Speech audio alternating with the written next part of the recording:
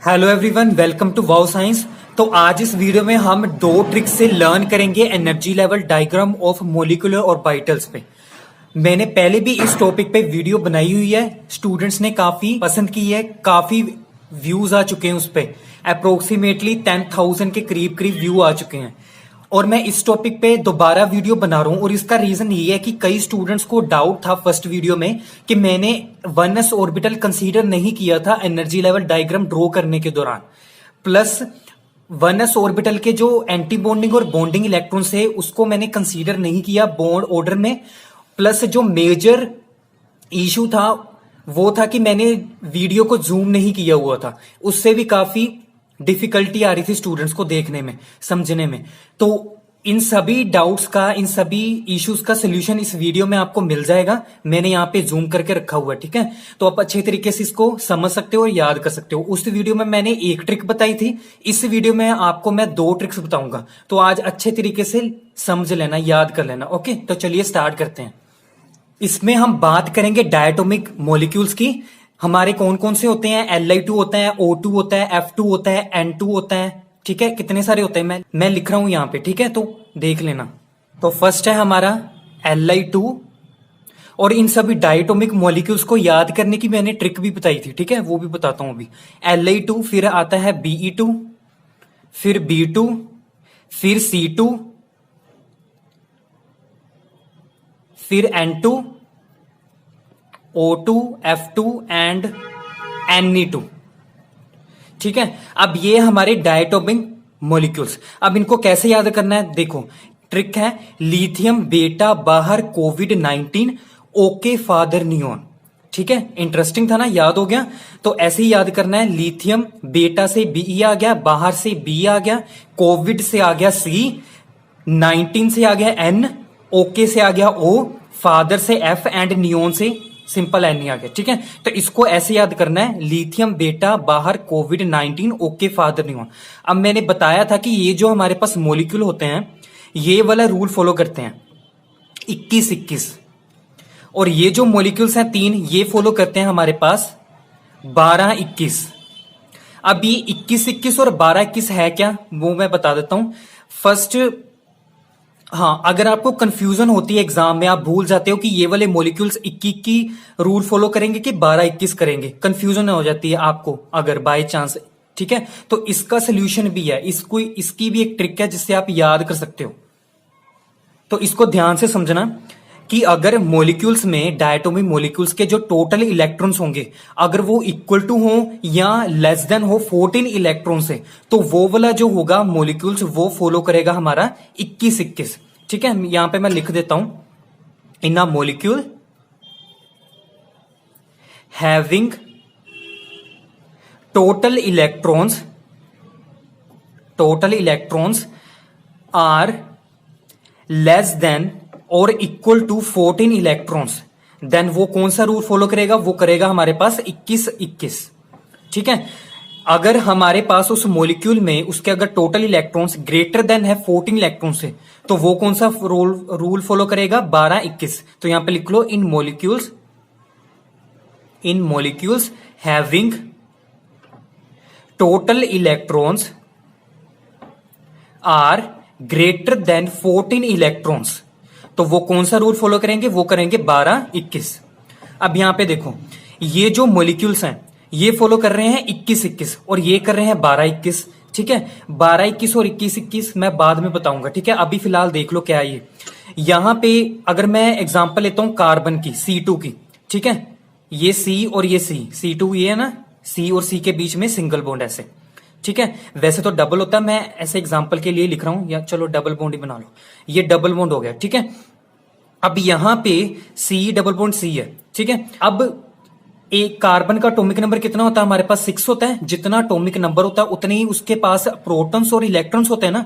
तो यहां पे इसका एटॉमिक नंबर कितना होता है? 6 है। तो इस कार्बन के पास कितने इलेक्ट्रॉन्स होंगे? 6 ही होंगे। इस कार्बन के पास भी 6 इलेक्ट्रॉन्स होंगे।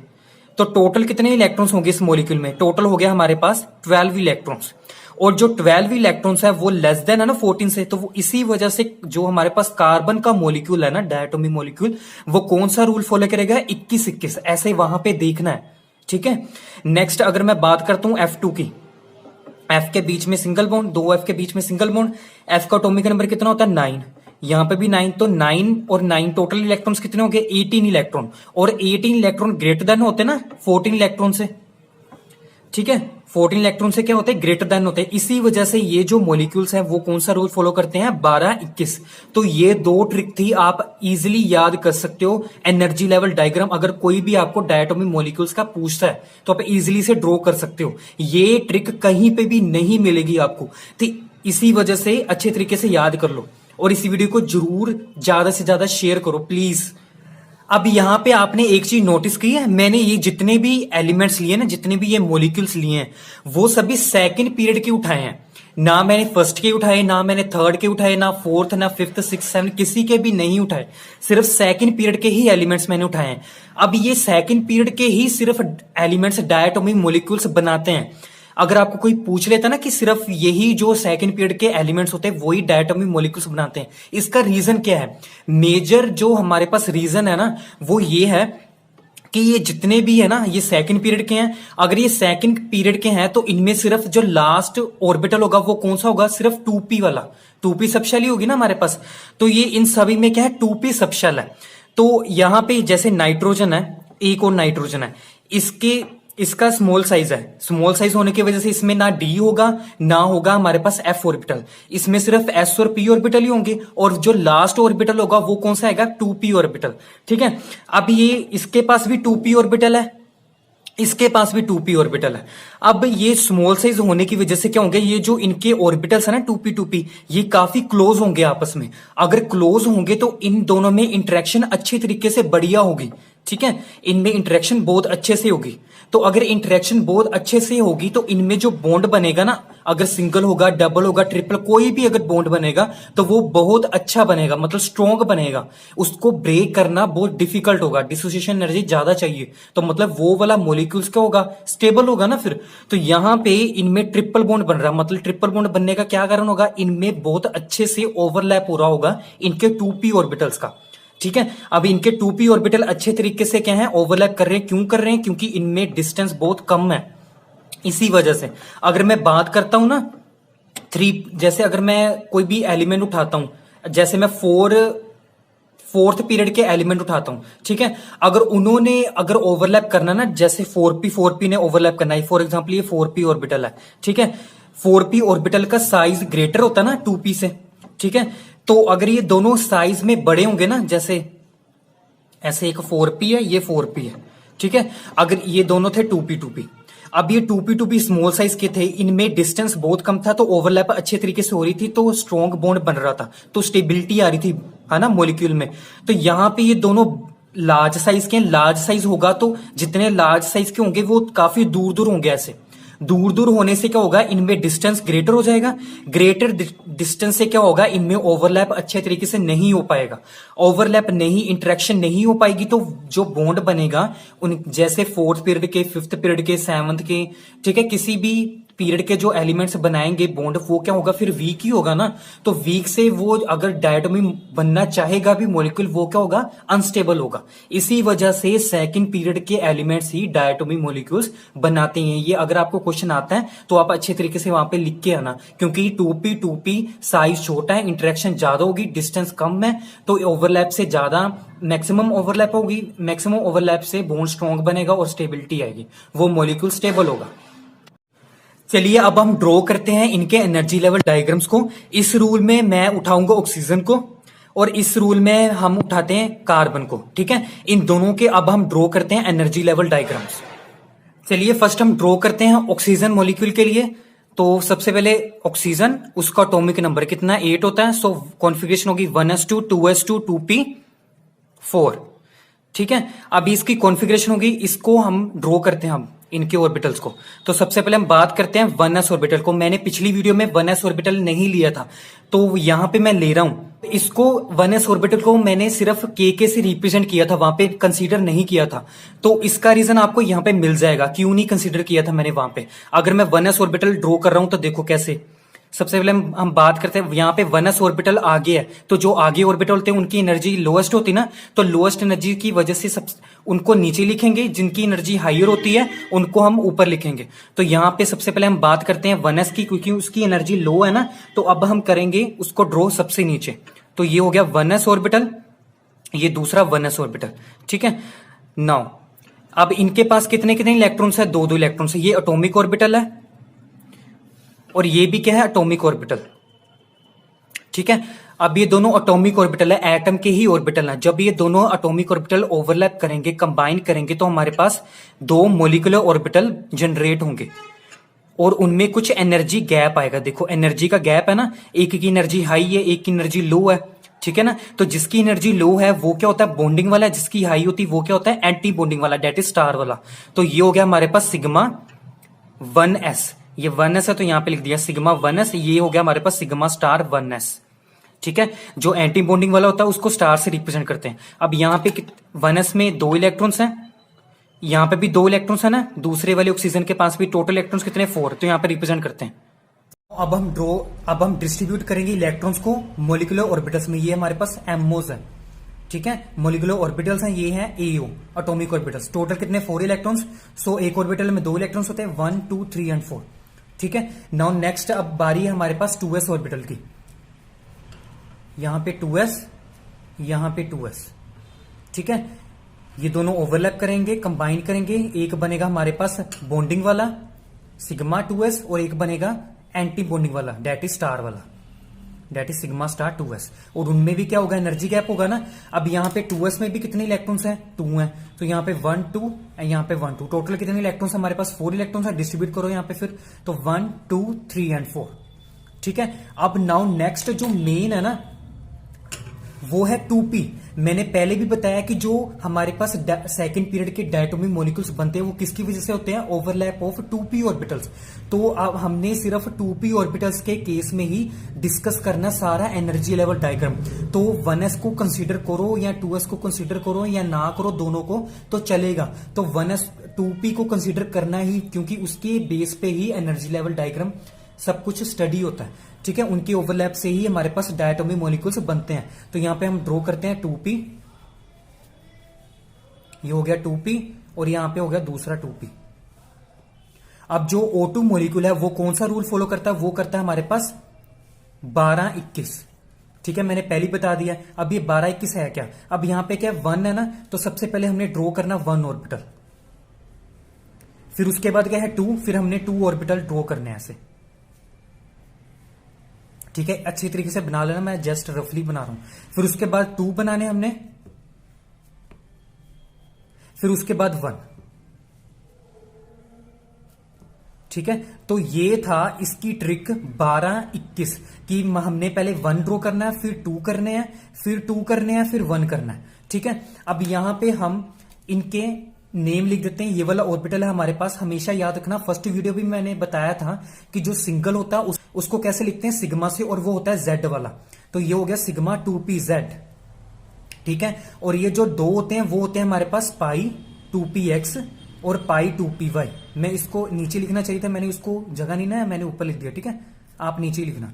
तो यहां पे जब 2 आएंगे तो हमेशा याद रखना है पाई लिखना है, अगर सिंगल आएगा तो हमेशा सिग्मा लिखना है और जेड लिखना है। अगर 2 इकट्ठे होंगे तो एक्स और वाई को हमेशा इकट्ठे ही लिखना है, ये याद रख लो बस, ठीक है। और ये हो गया ऊपर वाले, तो ये स्टार वाले हो गए ना, तो ये हो गया पाई स्टार 2px और ये हो गया पाई स्टार 2py।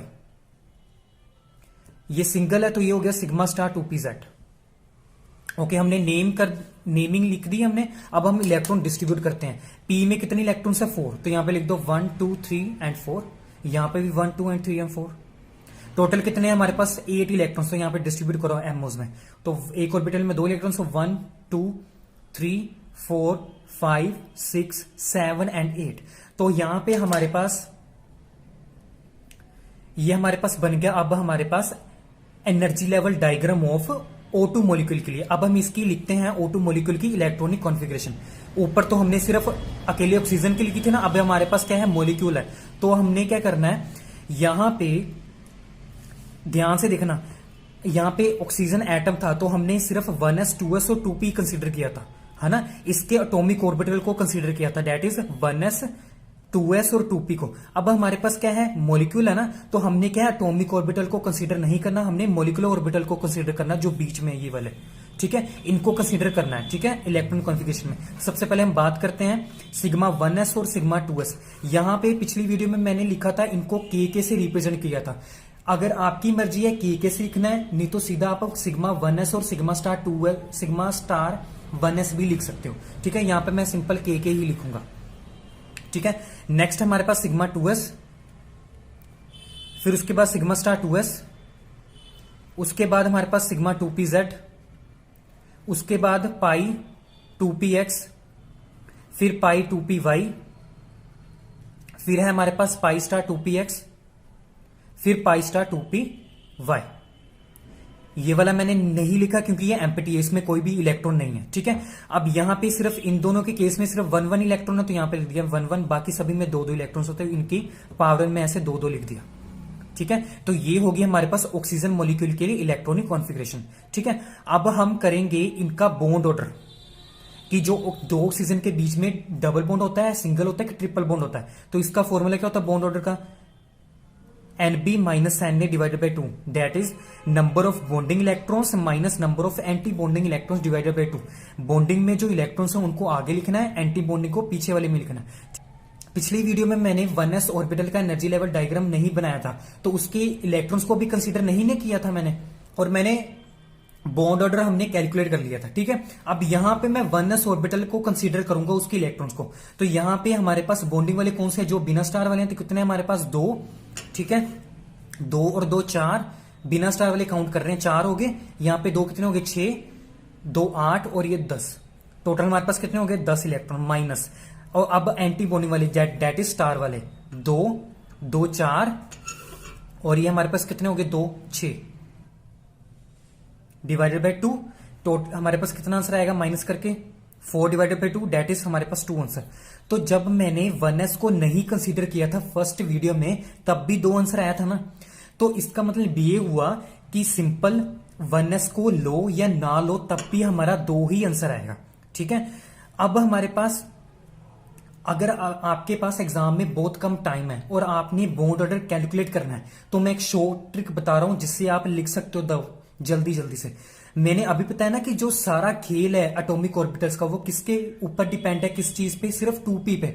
तो 2p के ही बॉन्डिंग और 2p के ही एंटी बॉन्डिंग काउंट कर लो और यहां पे लिख दो, तो आपका आंसर आ जाएगा। तो यहां पे अगर मैं बात करता हूं बिना स्टार इलेक्ट्रॉन कितने हमारे पास टोटल कितने 6 इलेक्ट्रॉन्स, तो 6 लिख दिया मैंने यहां पे, माइनस एंटी बॉन्डिंग में कितने 2 डिवाइडेड बाई 2 कितना है हमारे पास 4 डिवाइडेड बाई 2, तब भी हमारे पास 2 ही आंसर आएगा। तो सिंपल आपका, मेरे कहने का मतलब ये था, मैंने क्यों नहीं कंसिडर किया 1s को, कि मैंने टाइम सेव किया, ठीक है, कि अगर आप 1s लो या ना लो तब भी हमारा बॉन्ड ऑर्डर की वैल्यू उतनी ही आएगी। समझ लगी ना, अब डाउट क्लियर हो गया अब, ठीक है। अब लास्ट जो बचता है ये है कि ये वाला मॉलिक्यूल, अगर आपको एग्जामिनर पूछ ले कि ये वाला मॉलिक्यूल पैरामैग्नेटिक है कि डायमैग्नेटिक है। पैरामैग्नेटिक वो होता है कि अगर उसके पास अनपेड इलेक्ट्रॉन्स हो उसके मॉलिक्यूल में, ठीक है। अब यहां पे अनपेड का मतलब होता है सिंगल इलेक्ट्रॉन्स, यहां पे सिंगल इलेक्ट्रॉन्स 2 है ना, इसी वजह से ये क्या है पैरामैग्नेटिक है। और जो पैरामैग्नेटिक सब्सटेंसेस होते हैं या मटेरियल होते हैं वो क्या होते हैं, जो स्ट्रॉन्गली क्या है अट्रैक्ट नहीं होते बट वीकली अट्रैक्ट होते हैं। सिंपल कहने का मतलब है जो वीकली अट्रैक्ट होते हैं मैग्नेटिक फील्ड से, ठीक है। अट्रैक्ट तो होंगे बट वीकली होंगे, बस ये याद रखना है, ठीक है। अगर यहाँ पे पेयर होता है ना, यहाँ पे 2 इलेक्ट्रॉन्स होते हैं, ये होता फिर डायमैग्नेटिक। तो ये डायमैग्नेटिक वो होते हैं जो स्ट्रॉन्गली रिपेल होते हैं मैग्नेटिक फील्ड से, तो ये डिफरेंस होता है, ठीक है। तो ये तो था O2 मॉलिक्यूल के लिए एनर्जी लेवल डायग्राम। अब हम ड्रॉ करते हैं C2 मॉलिक्यूल के लिए। नाउ अब हम बात करते हैं C2 मॉलिक्यूल के एनर्जी लेवल डायग्राम की। इस कार्बन की इलेक्ट्रॉनिक कॉन्फ़िगरेशन कितनी होती है 1s2 2s2 2p2, ठीक है। ये मैंने अब यहाँ पे 1s ऑर्बिटल नहीं ड्रॉ किया, आपको रीजन मिल गया होगा ना मैंने क्यों नहीं किया, टाइम सेव किया मैंने, ठीक है। उसको बनाना ना बनाना कोई फायदा ही नहीं है, ठीक है। यहाँ पे 2s में कितने इलेक्ट्रॉन्स हैं 2 हैं, तो यहाँ पे डिस्ट्रीब्यूट कर देते हैं, ठीक है। टोटल कितने 4 इलेक्ट्रॉन यहाँ पे डिस्ट्रीब्यूट कर दो 1 और 2। ये हो गया हमारे पास 2s ऑर्बिटल का एनर्जी लेवल डायग्राम। अब हम बात करते हैं 2p के लिए। 2p हमारा मेन है ना, इसकी वजह से हमें पता चलेगा कि इसमें बॉन्ड ऑर्डर कितना है, ठीक है। और 2p की वजह से क्या होता है, ओवरलैप की वजह से डायटोमिक मॉलिक्यूल्स बनते हैं, तो इसी वजह से 2p मेन है। तो इस ये जो रूल फॉलो करता है कौन सा करता है, 21-21। ठीक है, अब 21-21 सबसे पहले हमने 2 ड्रॉ करने हैं, फिर 1 करना है। पहले हम 2 ड्रॉ करेंगे, फिर हम करेंगे 1, फिर 2, फिर 1। ठीक है, अब हम करते हैं इनकी नेमिंग। यहां पे मैं रफली ड्रॉ किया, आप अच्छे तरीके से बनाना। यहां पे क्या है, डबल 2 है ना, तो यहां पे पाई आएगा, फिर 2px and pi 2py। X और वाई को इकट्ठे लिखना ना, और डबल के लिए पाई हो गया, सिंगल के लिए सिग्मा, और जेड को हमेशा सिंगल लिखना है, सिग्मा 2pz। यहां पे बॉन्डिंग एंटी बॉन्डिंग वाले आगे, तो pi star 2px and pi star 2py। ये हो गया हमारे पास सिग्मा स्टार 2pz। पी में कितने इलेक्ट्रॉन्स है हमारे पास, 2 ही है ना यहाँ पे, तो यहाँ पे 2 लिख दो, 1 2 1 एंड 2। टोटल कितने, 4 इलेक्ट्रॉन्स। यहाँ पे डिस्ट्रीब्यूट करो, 1 2 3 4। ठीक है, अब यहाँ पे कोई भी अनपेड इलेक्ट्रॉन नहीं ना है, कोई भी सिंगल इलेक्ट्रॉन नहीं है। इसी वजह से जो C2 मॉलिक्यूल है वो क्या हमारे पास डायामैग्नेटिक मॉलिक्यूल है। ये डायामैग्नेटिक मॉलिक्यूल या सब्सटेंसेस कौन से होते हैं, स्ट्रॉन्गली रिपेल करते हैं मैग्नेटिक फील्ड को। ठीक है, अब यहां पे इसका बॉन्ड ऑर्डर निकालते हैं। अगर आपने टाइम सेव करना है एग्जाम में, तो आपने क्या करना है, सिर्फ 2p को ही कंसीडर करना है, क्योंकि 2p मेन है। ठीक है, तो अगर मैं 2p के बॉन्डिंग वाले और एंटी बॉन्डिंग वाले काउंट कर लूं इलेक्ट्रॉन्स, तो हमारे पास बॉन्ड ऑर्डर आ जाएगा। यहां पे बॉन्डिंग वाले कितने हैं बिना स्टार वाले, 4 हैं, माइनस एंटी बॉन्डिंग में कोई भी इलेक्ट्रॉन नहीं है, डिवाइडेड बाय 2, तो टोटल कितना है हमारे पास 2 आंसर आया इसको सोल्व करके। ठीक है, तो इसी वजह से कार्बन और कार्बन में बीच में कितना हम होता है, बॉन्ड 2 होता है। ठीक है, अब हम इसकी बात करते हैं इलेक्ट्रॉनिक कॉन्फ़िगरेशन की, C2 की।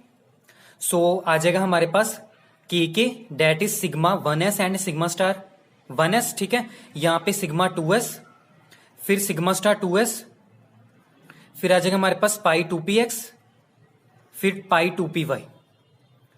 अदर जो है हमारे पास वो एम्पिटी है, तो हमने नहीं लिखा, सभी में क्या है 2-2 इलेक्ट्रॉन्स। तो ये होगी C2 मॉलिक्यूल का एनर्जी लेवल डायग्राम। लास्ट एक चीज इंपॉर्टेंट है इन सभी डायटोमिक मॉलिक्यूल्स के लिए, वो नोट कर लो चीज, मेन पॉइंट्स हैं। फर्स्ट है कि अगर जो बॉन्डिंग वाली इलेक्ट्रॉन्स है ना, अगर ग्रेटर हो एंटी बॉन्डिंग से, अगर बॉन्डिंग वाली इलेक्ट्रॉन्स ग्रेटर हो एंटी बॉन्डिंग इलेक्ट्रॉन से, तो जो हमारे पास डायटोमिक मॉलिक्यूल होगा या कोई भी मॉलिक्यूल होगा, वो होगा हमारे पास स्टेबल, वो मॉलिक्यूल स्टेबल होगा। सेकंड था कि अगर हमारे पास एंटी बॉन्डिंग वाले इलेक्ट्रॉन्स, ठीक है, ग्रेटर हो बॉन्डिंग वाले से, ठीक है, तो उस केस में जो मॉलिक्यूल होगा वो होगा अनस्टेबल। ठीक है, थर्ड केस लास्ट है हमारे पास कि अगर दोनों ही इक्वल हो जाएं, बॉन्डिंग वाले भी और एंटी बॉन्डिंग वाले इलेक्ट्रॉन्स भी, तो वो वाला मॉलिक्यूल भी अनस्टेबल होगा। ठीक है, तो ये तो थे इंपॉर्टेंट पॉइंट्स एंड ये थे video energy level diagrams for molecular orbital के लिए। तो आई होप आपके सभी डाउट्स क्लियर हो गए होंगे अब तक। तो ऐसी ही ट्रिक्स से याद करो केमिस्ट्री को, तो आप अच्छे तरीके से लर्न कर सकते हो। ठीक है, ट्रिक्स मैंने बता दी थी 21-21 के लिए भी और मॉलिक्यूल्स को लर्न करने के लिए भी। ठीक है, और टाइम सेव करने के लिए मैंने ये भी बता दिया कि कैसे टाइम सेव करना बॉन्ड ऑर्डर को निकालने के लिए। तो ये चीजें इंपॉर्टेंट पॉइंट्स ये भी याद रखने हैं। ठीक है, so I hope you like this video, so please do subscribe, like, share and comment and thank you for watching.